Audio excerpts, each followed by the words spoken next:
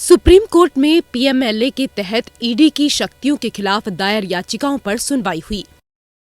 PMLA के प्रावधानों के तहत गिरफ्तारी, तलाशी और जब्ती आदि से जुड़े कई प्रावधानों की संवैधानिक वैधता को बरकरार रखने के सुप्रीम कोर्ट के फैसले पर पुनर्विचार की मांग है। कोर्ट ने ईडी की शक्तियों की समीक्षा न करने की केंद्र सरकार की मांग को ठुकराते हुए कहा कि वो इस मामले में सुनवाई जारी रखेगा। जस्टिस संजय किशन कौल की अध्यक्षता वाली बेंच ने पीएमएलए के तहत ईडी की शक्तियों के खिलाफ पुनर्विचार याचिकाओं पर सुनवाई जारी रखेगा।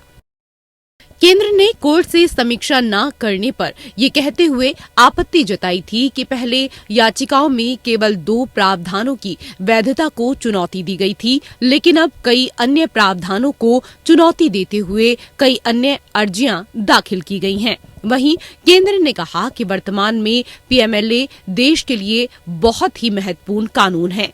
केंद्र की तरफ से अदालत में कहा गया कि इस पीठ के समक्ष याचिकाएं सूचीबद्ध होने के बाद इन याचिकाओं में कई संशोधन किए गए, जबकि शुरुआत में सिर्फ धारा 50-63 को चुनौती दी गई थी। उनको कोई दिक्कत नहीं थी, लेकिन अब 5 और धाराओं को चुनौती दी गई है। उस मामले में सुनवाई शुरू होने से पहले उनको जवाब दाखिल करने का मौका दिया जाना चाहिए।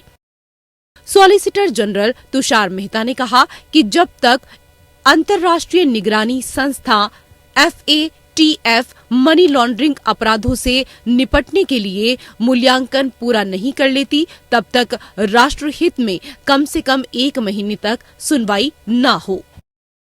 उन्होंने ये भी कहा कि 2022 का फैसला 3 जजों का था, जिस पर पुनर्विचार याचिका लंबित है। ऐसे में सुप्रीम कोर्ट की 3 जजों की ये बेंच सुनवाई नहीं कर सकती।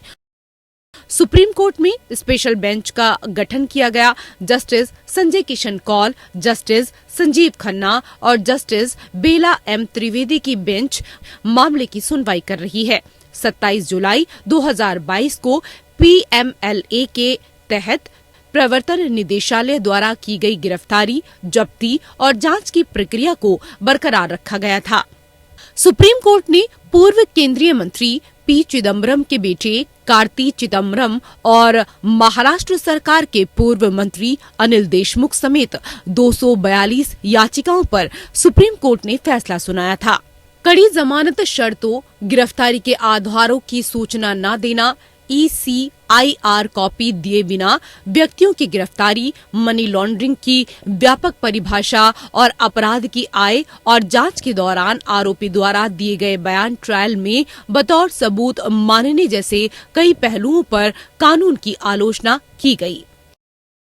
Bureau report.